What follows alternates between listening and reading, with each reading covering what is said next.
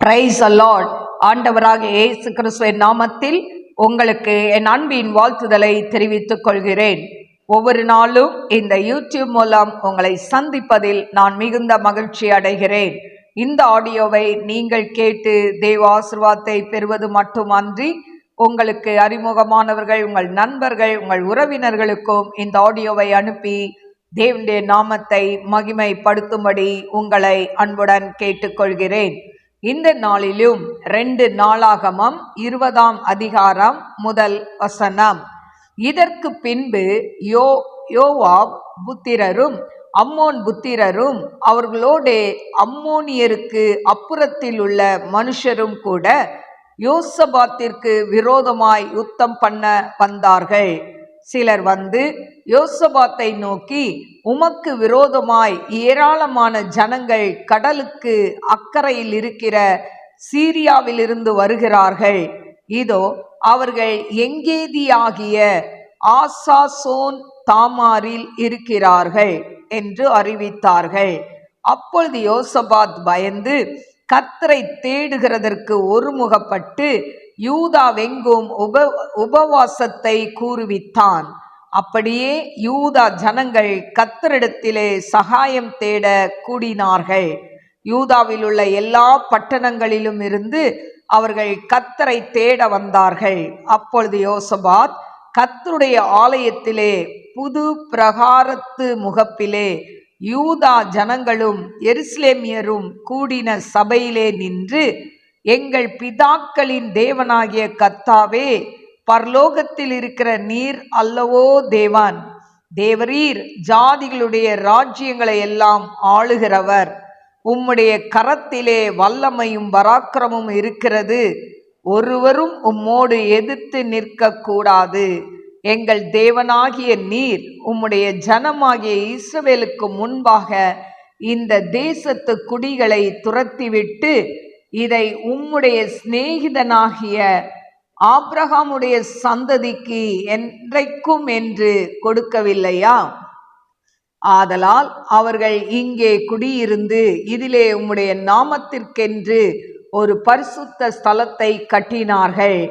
எங்கள் மேல் பட்டயம், நியாய தண்டனை, கொள்ளை நோய், பஞ்சம் முதலான தீமைகள் வந்தால் அப்பொழுது உம்முடைய நாமம் இந்த ஆலயத்தில் விளங்குகிறபடியால் நாங்கள் இந்த ஆலயத்திலும் உமது சந்நிதியிலும் வந்து நின்று எங்கள் இடுக்கணில் உம்மை நோக்கி கூப்பிடுகையில் தேவரீர் கேட்டு ரட்சிப்பீர் என்று சொல்லி இருக்கிறார்கள்.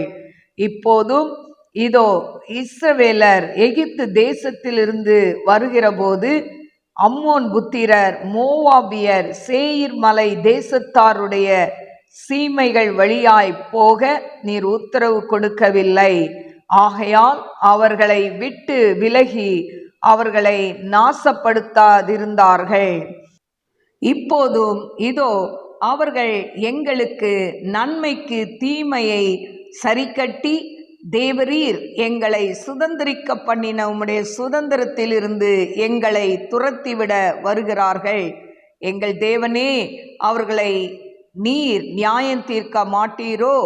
எங்களுக்கு விரோதமாக வந்த இந்த ஏராளமான கூட்டத்திற்கு முன்பாக நிற்க எங்களுக்கு பலனில்லை.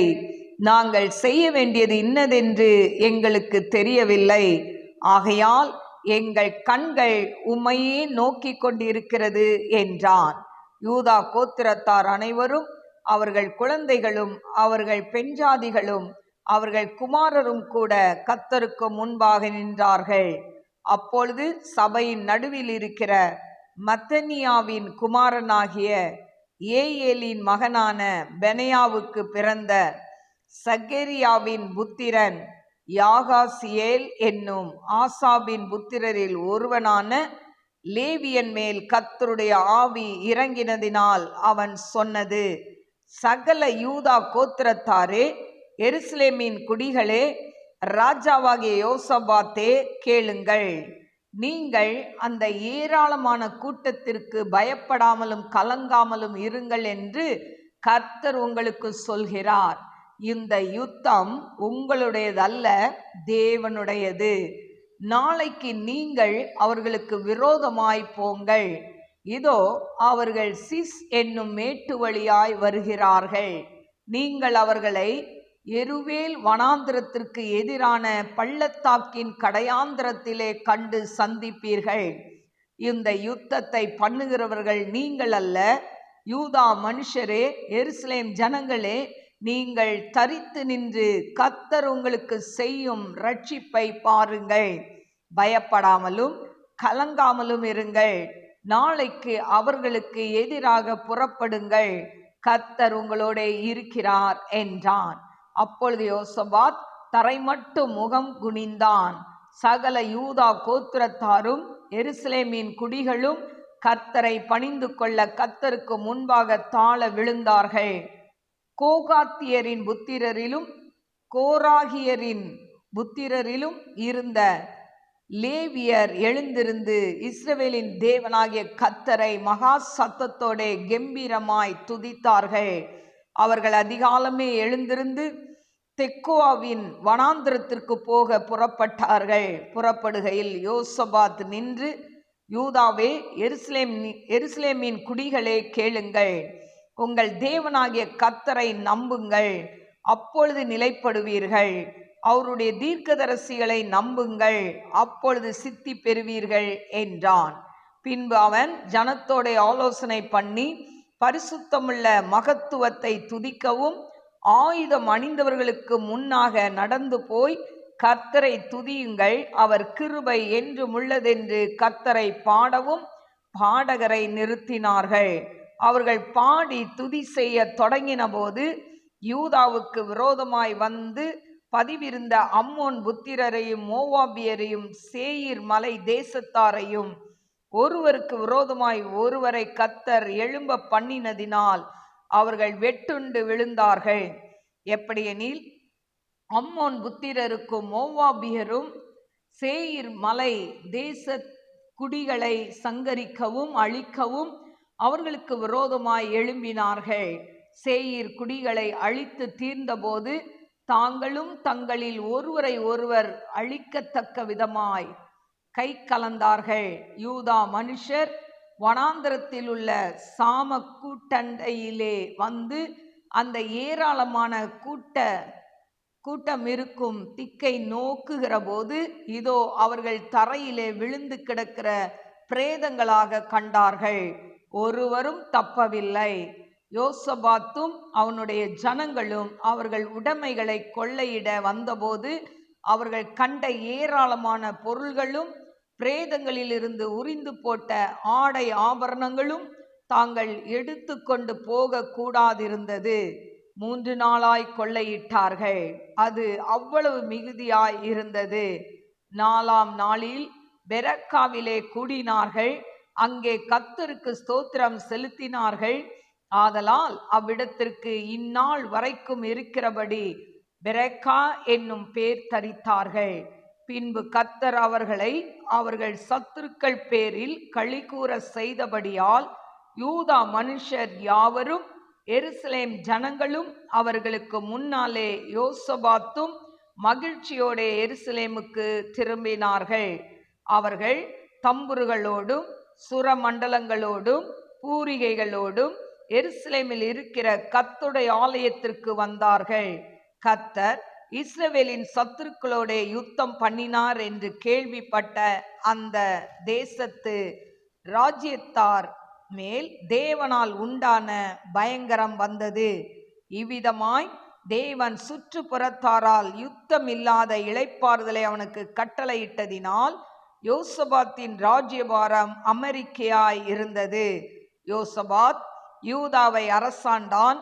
அவன் ராஜாவாகிற போது 35 வயதாய் இருந்து 25 வருஷம் எருசலேமில் அரசாண்டான். சில்கியின் குமாரத்தியாகிய அவனுடைய தாயின் பேர் அசுபால். அவன் தன் தகப்பனாகிய ஆசாவின் வழியிலே நடந்து அதை விட்டு விலகாதிருந்து கர்த்தரின் பார்வைக்கு செம்மையானதை செய்தான். ஆனாலும் மேடைகள் தகர்க்கப்படவில்லை. ஜனங்கள் தங்கள் இருதயத்தை தங்கள் பிதாக்களின் தேவனுக்கு இன்னும் நேராக்காதிருந்தார்கள். யோசபாத்தின் ஆதி அந்தமான மற்ற வர்த்தமானங்கள் இஸ்ரவேல் ராஜாக்களின் புஸ்தகத்தில் கண்டிருக்கிற ஆனானியின் குமாரனாகிய யெகூவின் வசனங்களில் எழுதியிருக்கிறது. அதற்கு பின்பு யூதாவின் ராஜாவாகிய யோசபாத் பொல்லாப்பு செய்கிறவனான அகசியா என்னும் இஸ்ரவேலின் ராஜாவோடே தோழமை பண்ணினான். தர்ஷீஷுக்கு போகும்படிக்கு கப்பல்களை செய்ய அவனோடே கூடிக்கொண்டான். அப்படியே எசியோன் கேபேரிலே கப்பல்களை செய்தார்கள். மரேசா ஊரானாகிய தொதாவாவின் குமாரனான எலியேசர் யோசபாத்துக்கு விரோதமாக தீர்க்க தரிசனம் சொல்லி, நீர் அகசியாவோடே கூடி கொண்டபடியினால் கர்த்தர் உம்முடைய கிரியைகளை முறித்து போட்டார் என்றான். அந்த கப்பல்கள் உடைந்து போயிற்று. அவர்கள் தர்ஷீஷுக்கு போக கூடாமற் போயிற்று. எனக்கு அருமையான தெய்வ பிள்ளைகளே, இந்த நாளிலும் 2 நாளாகமம் 20ஆம் அதிகாரம் 1 முதல் 37 வசனங்களை நான் வாசித்திருக்கிறேன். எனக்கு அருமையான தெய்வ பிள்ளைகளே, அதாவது யூதா ராஜாவாகிய யோசபாத்துக்கு விரோதமாக மோவா புத்திரரும் அம்மோன் புத்திரரும் அவர்களோடு அம்மோனியருக்கு அப்புறத்தில் உள்ள மனுஷரும் என்ன பண்றாங்க, இந்த யோசபாத்துக்கு விரோதமா யுத்தம் செய்ய வராங்க. இப்போ இவங்க எல்லாம் ஏராளமான ஜனங்கள் கடலுக்கு அக்கறையில் இருக்கிற சீரியாவிலிருந்து வராங்க. இந்த செய்தியை கேள்விப்பட்ட உடனே இந்த யோசபாத் ராஜா பயப்படுறான். ஆனா பயந்து தன்னுடைய, அதாவது இஸ்ரவேல் ராஜாவுடைய உதவியை அவன் தேடல, அதே போல அண்டை நாடுகளுடைய ராஜாக்களின் உதவியை தேடல. அவன் தன் ஜனங்களோடே அவன் என்ன பண்றான், கர்த்தரை தேடுவதற்கு அவன் ஒருமனப்படுகிறதை பார்க்கிறோம். எல்லாரையும், யூதா ஜனங்கள் எல்லாரையும் அவன் கர்த்தரை தேடும்படியாய் செய்து எல்லாரும் ஒரு இடத்துல கூடி வருகிறார்கள். கூடி வரும் பொழுது அதுல 20ஆம் அதிகாரம் 6ஆம் வசனத்துல இருந்து அவன் என்ன பண்றான், ஜெபத்தை ஏறெடுக்கிறதை பார்க்கிறோம். எங்கள் பிதாக்களுக்கு இதை சொந்தமா தருவேன்னு சொன்னீங்களே, ஆண்டவரே நீர் செய்வீர் அப்படின்னு சொல்லி, பரலோகத்தில் இருக்கிற நீரல்லவா எங்களுடைய தேவன், தேவரீர் ஜாதிகளுடைய ராஜ்யங்களை எல்லாம் ஆளுகிறவர். இவர் ராஜா ஆட்சி செய்கிறாரு. ஆனா அவர் ஆண்டவரை மகிமைப்படுத்தி இந்த இடத்துல சொல்றதை நாம் பார்க்கிறோம். நீர் தான்ப்பா ராஜ்யத்தெல்லாம் ஆள்கிறவர், உங்க கரத்துல தான் வல்லமையும் பராக்கிரமும் இருக்கு, நான் என்ன பண்ண முடியாது, ஒருத்தரை எதிர்த்து நிற்க முடியாது. தன்னுடைய இயலாமையை தேவனிடத்தில் அவன் அப்படியே சொல்கிறதை நாம் பார்க்கிறோம். எனக்கு அருமையான தெய்வ பிள்ளைகளே, நம்முடைய வாழ்க்கையிலும் அநேக பிரச்சனைகள் போராட்டங்கள் வரும் பொழுது நாம் யாரை தேடுகிறோம்? மனிதர்களை தேடி ஓடுகிறோமா, இல்லாவிட்டால் தேவனுடைய பாதத்தை தேடுகிறோமா? கருமையான தெய்வ பிள்ளைகளே, இந்த யோசபாத் ராஜா ஒரு பெரிய கூட்டம் திரண்டு வருது. ஆனா அவர்களை பார்த்து பயப்படுகிறான். ஆனாலும் தேவனுடைய ஆலோசனை கேட்கும்படியாய் அந்த யூதா ஜனங்கள் எல்லாரையும் கூடி வர செய்து அவன் ஆண்டவரை துதித்து அந்த இடத்துல போற்றுகிறதை நாம் பார்க்கிறோம். கருமையான தெய்வ பிள்ளைகளே, எந்த சூழ்நிலையிலும் ஆண்டவரை நாம் துதிக்க கற்றுக்கொள்ள வேண்டும். நாம் நல்லா இருக்கும் போதும் துதிக்கணும், இல்லை நமக்கு பிரச்சனை இருக்கிற நேரங்களையும் நாம் ஆண்டவரை என்ன பண்ணணும், துதிக்கணும். எனக்கு அருமையான தெய்வ பிள்ளைகளே, இப்போ துதித்து ஆண்டவர்கிட்ட அவன் செபிக்கிறான். அதுல 20:12 பாருங்க, எங்கள் தேவனே அவர்களை நீர் நியாயம் தீர்க்க மாட்டீரோ, நீங்க நியாயம் செய்ய மாட்டீங்களாப்பா, எங்களுக்கு விரோதமாய் வந்த இந்த ஏராளமான கூட்டத்திற்கு முன்பாக நிற்க எங்களுக்கு பலன் இல்லை. ஆண்டவரே, இந்த கூட்டத்தை பார்த்தா கடற்கரை மணலை போல இருக்குப்பா, இந்த கூட்டத்துக்கு முன்னால நிக்கிறதுக்கு எங்களுக்கு என்ன இல்லை, பலனே இல்லை, நாங்கள் செய்ய வேண்டியது இன்னதென்று எங்களுக்கு தெரியல.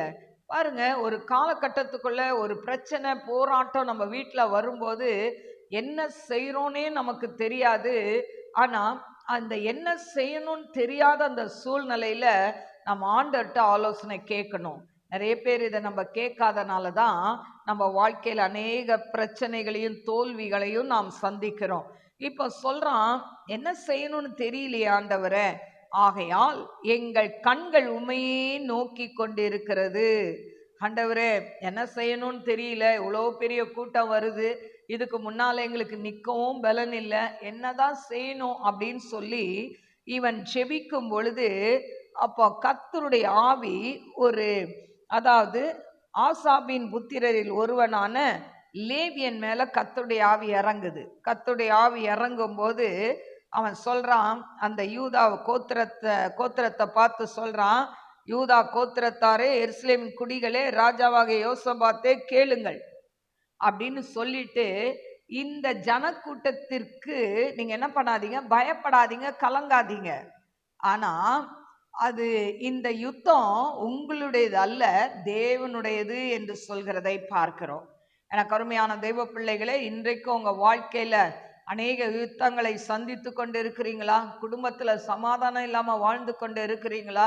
கணவன் மனைவிக்குள்ள பேச்சுவார்த்தையே இல்லாம வாழ்ந்து கொண்டு இருக்கிறீங்களா? அப்பா, இத முடிவு என்ன, எப்படியா இந்த முடிவு போகுமோ தெரியல, நான் என்ன செய்யணும்னு தெரியலன்னு கலங்கி கொண்டு இருக்கிறீங்களா? ஆண்டவர் சொல்றார், இந்த யுத்தம் உங்களுடையதல்ல, தேவனுடையது. ஹல்லேலூயா. பாருங்க, நாளைக்கு நீங்கள் அவர்களுக்கு விரோதமா போங்க. ஆண்டவர் ஆலோசனை கொடுக்கிறார், நாளைக்கு போங்க.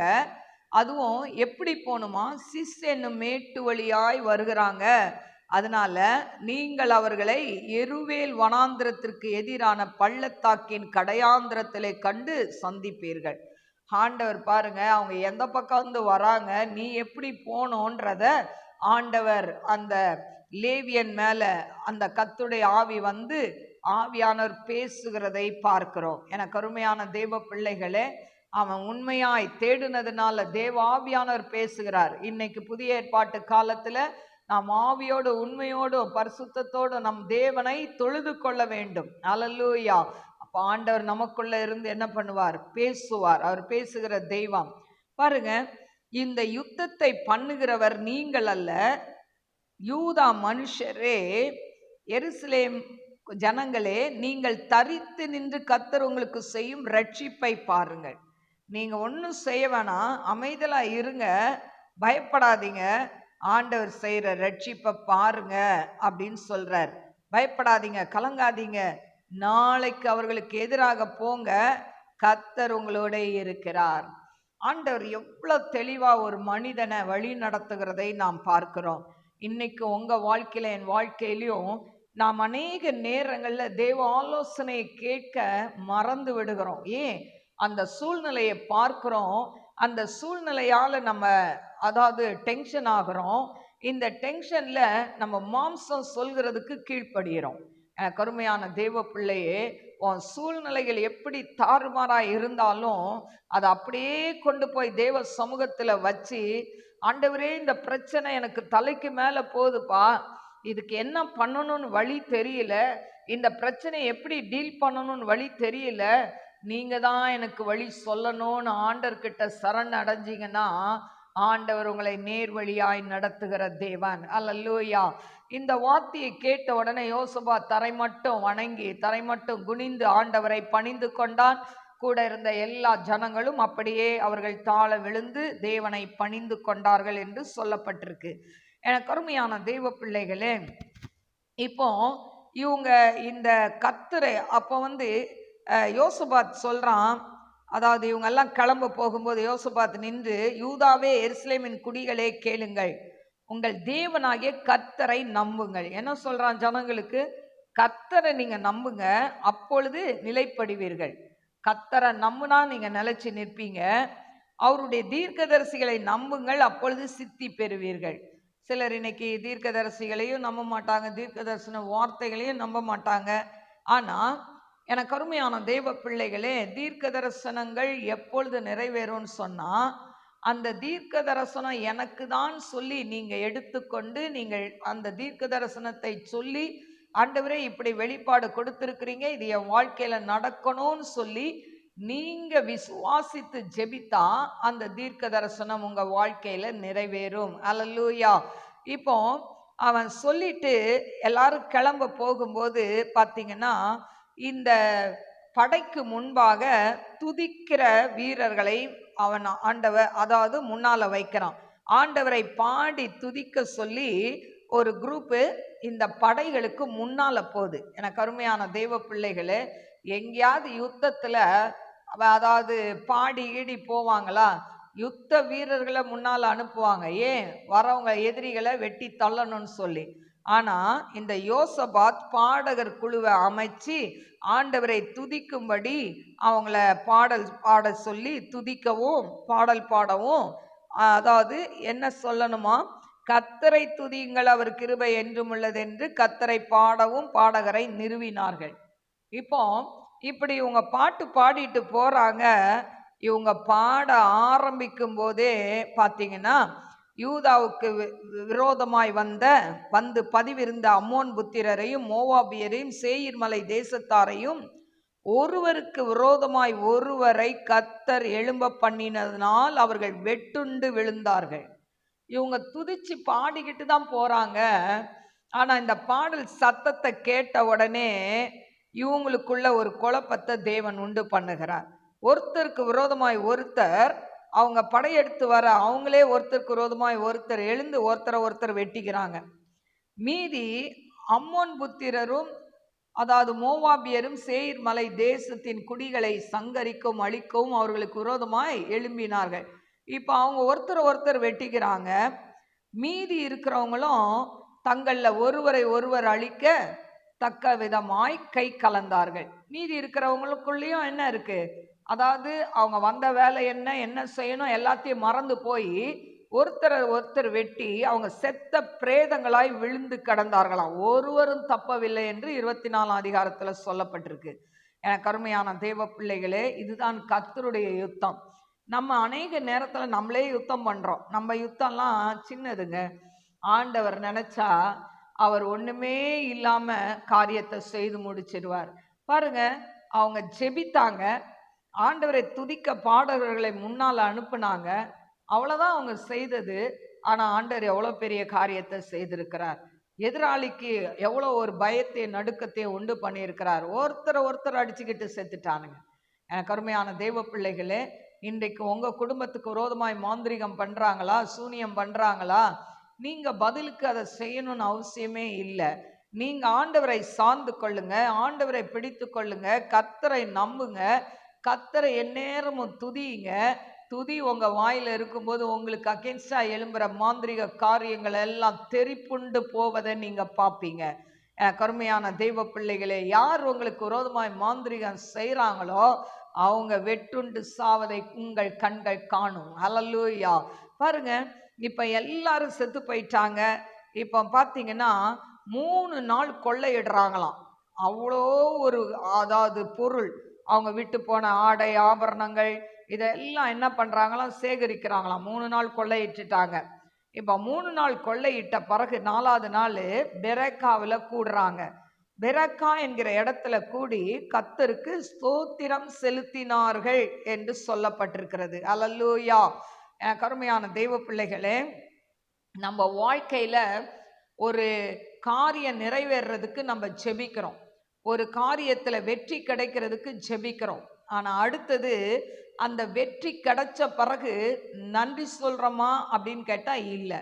எனக்கு அருமையான தெய்வ பிள்ளைகளே, எவ்வளோக்கு எவ்வளோ ஒரு காரியத்தை முடிக்கிறதுக்கு நம்ம தீவிரமாய் ஜெபிக்கிறோமோ அவ்வளோக்கு அவ்வளவாய் தேவனுக்கு நாம் நன்றி செலுத்துகிறவர்களாய் மாற வேண்டும். அல்லேலூயா. அப்பதான் அடுத்த ஆண்டவர் வேற ஒரு அற்புதத்தை செய்ய முடியும். அல்லேலூயா. இப்ப பாருங்க, இவங்க கூடி ஆண்டவருக்கு நன்றி செலுத்துறாங்க. பாருங்க, சந்தோஷமும் மகிழ்ச்சியும் அந்த யூதா அதாவது யூதா தேசத்துல நிலவுகிறத பார்க்கிறோம். ஆண்டவர் ஒரு இளைப்பாறுதலை கொடுக்கிறதை நாம் பார்க்கிறோம். எனக்கு அருமையான தேவ பிள்ளைகளே, இப்படி 25 வருஷம் அந்த யோசபாத் யூதாவை அரசாட்சி செய்தான் என்று சொல்லப்பட்டிருக்கிறது. அதாவது 35 வயதுல இருக்கும்போது இவன் 25 வருஷம் எருசலேமில் அரசாண்டான் என்று சொல்லப்பட்டிருக்கு. அல்லேலூயா. இவனுடைய தாயின் பேர் அசுபால் என்று சொல்லப்பட்டிருக்கிறது. யோசபாத்துடைய தாயின் பேர் அசுபால். எனக்கு அருமையான தெய்வ பிள்ளைகளே, இப்படி ஆண்டவர் பார்வைக்கு செம்மையானதை செய்தான். ஆனாலும் ஜனங்கள் எல்லாரும், அதாவது இவன் சிலையை தகர்த்தான் அதெல்லாம் சொல்லப்பட்டிருக்கு. ஆனாலும் இதுல 33ஆம் வசனத்துல சொல்லப்பட்டபடி சில இடங்கள்ல மேடைகள் தகர்க்கப்படாம இருந்தது. ஜனங்கள் முழுமையா ஆண்டவருக்கு தங்களை அர்ப்பணிக்காமல் சில ஜனங்களும் இருந்தார்கள் என்று சொல்லப்படுகிறதை நாம் பார்க்கிறோம். எனக்கு அருமையான தெய்வ பிள்ளைகளே, இப்படி ஆண்டவருக்கு என்று வைராக்கியமா இருந்த இந்த யோசபாத் கடைசியில பார்த்தீங்கன்னா 35ஆம் வசனத்துல, அதற்கு பின்பு யூதாவின் ராஜாவாகிய யோசபாத் பொல்லாப்பு செய்கிறவனான அகசியா என்னும் இஸ்ரவேலின் ராஜாவோட தோழமை பண்ணினான். அப்போ அகசியா ராஜா பொல்லாப்பு செய்கிறவனா இருந்தான். ஆனா அவன்கிட்ட போய் அவன் ஃப்ரெண்ட்ஷிப் வைத்து கொள்கிறான். இதனால அவன் கூட சேர்ந்து என்ன பண்றான், அதாவது கப்பல்லாம் கட்டுறாங்க. அப்போ அதுல பார்த்தீங்கன்னா மரேசா ஊரானாகிய தொதாவின் குமாரனான எலியேசர் யோசபாத்துக்கு விரோதமாக தீர்க்க தரிசனம் சொல்லி, இப்போ எலியேசர் என்கிற ஒரு தீர்க்கதரிசி தீர்க்க தரிசனம் சொல்றான், நீர் அகசியாவுடைய கூடிக்கொண்டபடியினால் கர்த்தர் உம்முடைய கிரியைகளை முறித்து போட்டார் என்றான். அந்த கப்பல்கள் உடைந்து போயிட்டு அவர்கள் தர்ஷீஷுக்கு போக கூடாமற் போயிட்டு, தர்ஷீஷுக்கு போகலான்னு யோசிக்கிறான். ஆனா ஆண்டவர் என்ன பண்றாரு, அந்த பிரயாணத்தை தடுத்து நிறுத்துகிறதை பார்க்கிறோம். கருமையான தெய்வ பிள்ளைகளே, ஆண்டவருடைய பிள்ளைகள் கூட சில நேரம் வழி தவறி போகிறதுக்கு சான்ஸ் இருக்கு. அதனால எல்லா சூழ்நிலையிலும் நாம் மனுஷருடைய ஆலோசனை கேட்காமல் தேவனுடைய ஆலோசனை கேட்டு நடந்தோம் என்று சொன்னால், தேவன் நமக்காய் யுத்தம் செய்கிற தேவனும் நமக்காய் வழக்காடுகிறவருமாய் இருக்கிறார். அதனால சோர்ந்து போகாதீங்க. எப்பேற்பட்ட பிரச்சனையா இருந்தாலும், குடும்பத்துல கணவன் மனைவி இன்னைக்கு அதாவது வாழ முடியாதபடி டைவர்ஸ் கேட்டு பிரச்சனை படுத்திட்டு இருக்கிறாங்களா, எந்த பிரச்சனையா இருந்தாலும் ஆண்டவர்கிட்ட கொண்டு போங்க. ஆண்டவரே, மனிதன் தனிமையா இருப்பது நல்லதில்லைன்னு ஏற்ற துணையை கொடுத்தீங்களே, இன்னைக்கு எங்க குடும்பத்தை பிசாசு ஆண்டவரை பிரிக்க நினைக்கிறான்ப்பா. ஆண்டவரே, இந்த காரியத்தை உங்க கரத்துல கொடுக்குறேன்ப்பா. ஆண்டவரே, நீர் எங்களுக்கு ஆண்டவரை நல்ல பதில கொடுங்க. ஆண்டவர்கிட்ட கொண்டு போங்க. இதுக்குன்னு வக்கீல தேடி போகாதீங்க, கோர்ட்டுக்கு போகாதீங்க. கிறிஸ்தவர்கள் கோர்ட்டுக்கோ வக்கீல தேடியோ போலீஸ் ஸ்டேஷனுக்கோ உள்ள நுழையக்கூடாது. ஆண்டவர் சமூகத்துல காத்துருங்க, உபவாசித்து ஜெபிங்க. கர்த்தர் உங்க நடுவுல பெரிய காரியத்தை செய்வார். யுத்தம் அவருடையது, அவர் யுத்தம் செய்வார். அவர் உனக்காய் வழக்காடுவார். சோர்ந்து போகாதீங்க, பயப்படாதீங்க, கலங்காதீங்க. கர்த்தர் உங்களோடு இருந்து பெரிய காரியத்தை செய்வார். கண்களை மூடி நாம் செபிப்போம். ஸ்தோத்திரிக்கிறேன் ஆண்டவரே, மகா பரிசுத்தமுள்ள நல்ல தகப்பனே, உமக்கு ஸ்தோத்திரிக்கிறேன். யோசபாத் வாழ்க்கையில நீங்க செய்த நன்மைகளுக்காய் ஸ்தோத்திரம். இக்கட்டான சூழ்நிலையில உமை நோக்கி கூப்பிட்டு ஆண்டவரை ஆசீர்வாதத்தை பெற்றுக்கொண்டதை நாங்கள் ஆண்டவரை தியானித்தோம். ஆண்டவரை, இன்றைக்கும் ஆண்டவரை இக்கட்டான சூழ்நிலையில வாழ்ந்து கொண்டு இருக்கிற உங்களுடைய பிள்ளைகள் ஆண்டவரை, அப்பா தகப்பனே, நீங்க அவங்களுடைய பிரச்சனைகள்ல ஏசப்பா நீங்க யுத்தம் செய்யுங்கப்பா, நீங்க வழக்காடுங்கப்பா. அவங்க பிரச்சனையிலிருந்து அவங்கள விடுதலை செய்யுங்க டாடி. எப்பேற்பட்ட பிரச்சனையா இருக்கட்டும் ஆண்டவரை, மனுஷர்களை தேடி ஓடாம உம்மை தேடி ஆண்டவரை உம்ம பாதத்துல காத்திருக்கிற பிள்ளைகளாய் மாற்றுங்க ஆண்டவரை. நம்முடைய அன்பின் கரத்துல தாழ்த்தி ஒப்பு கொடுக்கிறேன் ஏசப்பா. நீங்க பொறுப்பெடுத்துக் கொள்ளுங்க, நீங்க வழி நடத்துங்க. ஆவியானதாமே பெரிய காரியங்களை செய்யுங்கப்பா. ஆராய்ந்து முடியாத பெரிய காரியம், எண்ணி முடியாத அதிசயங்களை செய்கிற தேவன் நீர். அப்படி செய்ய போறதுக்காய் ஸ்தோத்திரம் அப்பா. இந்த நாள்லயும் கூட அப்பா, அப்பா இந்த டிப்ரெஷன்ல இன்னைக்கு நிறைய பிள்ளைங்க, சிறு பிள்ளைகள், பெரியவங்க ஆண்டவரை, வயதானவங்க நிறைய பேர் டிப்ரெஷன்ல கஷ்டப்படுறாங்களேப்பா. எவ்வளோ மாத்திரைகள் ஆண்டவரை, அப்பா தகப்பனே, மாத்திரையை போட்டு ஒரு நடைப்பினமாய் வாழ்ந்து கொண்டு இருக்கிறாங்களே அப்பா. அந்த டிப்ரெஷன் ஆவி ஒவ்வொருத்தரை விட்டு வெளியேறட்டும் என்று ஜெபிக்கிறேன் ஆண்டவரை. விடுதலை உண்டாகட்டும் அப்பா. எத்தனை வாலிப பிள்ளைங்க டிப்ரெஷன்ல மாத்திரை போடுறாங்க. அவங்க எதிர்காலம், அவங்களுடைய வேலை, அவங்களுடைய குடும்பம் ஆண்டவரே கேள்விக்குறியா இருக்கேப்பா. ஒவ்வொரு டிப்ரெஷன்ல இருக்க பிள்ளைகளையும் விடுதலை செய்யுங்கப்பா, விடுதலை செய்யுங்கப்பா.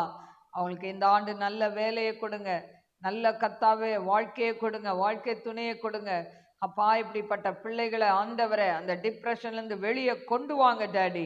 அப்பா உங்களுடைய கரத்துல தாழ்த்துக்கிறேன். அவர்கள் நிமித்தம் அந்த குடும்பத்துல எவ்வளோ பேர் ஆண்டவரை கஷ்டப்படுவாங்களே டாடி. ஆண்டவரே ஒரு நிம்மதி இல்லாம இருக்குமே, ஆண்டவரே இந்த குடும்பத்தையெல்லாம் கண்ணோக்கி பாருங்க, விடுதலையை கட்டளையிடுங்க டாடி. யுத்தம் உங்களோடதுன்னு சொன்னீங்களே அப்பா, இந்த குடும்பத்துல நீங்க யுத்தம் செய்யுங்க அப்பா. எந்தெந்த குடும்பத்துக்கு விரோதமாய் மாந்திரிக காரியங்களை செய்யறாங்களோ அந்த குடும்பங்களை கண்ணோக்கி பாருங்க ஏசப்பா. விடுதலை உண்டாகட்டும் ஆண்டவரே. அப்பா, இதுவரைக்கும் பிள்ளைகளே யுத்தம் செஞ்சிட்டாங்க, இனி நீங்க செய்யுங்கப்பா, நீங்க செய்யுங்க. இவர்களுக்கு விரோதமாய் செயல்படுகிற எல்லா மாந்திரிக வல்லமைகளும் செயலிழக்கட்டும் என்று ஜெபிக்கிற ஆண்டவரே, உம்முடைய அன்பின் கரத்துல தாழ்த்துகிற, ஆசீர்வதிங்க, நாம மகிமைப்படட்டும். இயேசுவின் நாமத்தில் கேட்கிறேன் பிதாவே, ஆமென். God bless you. God bless you.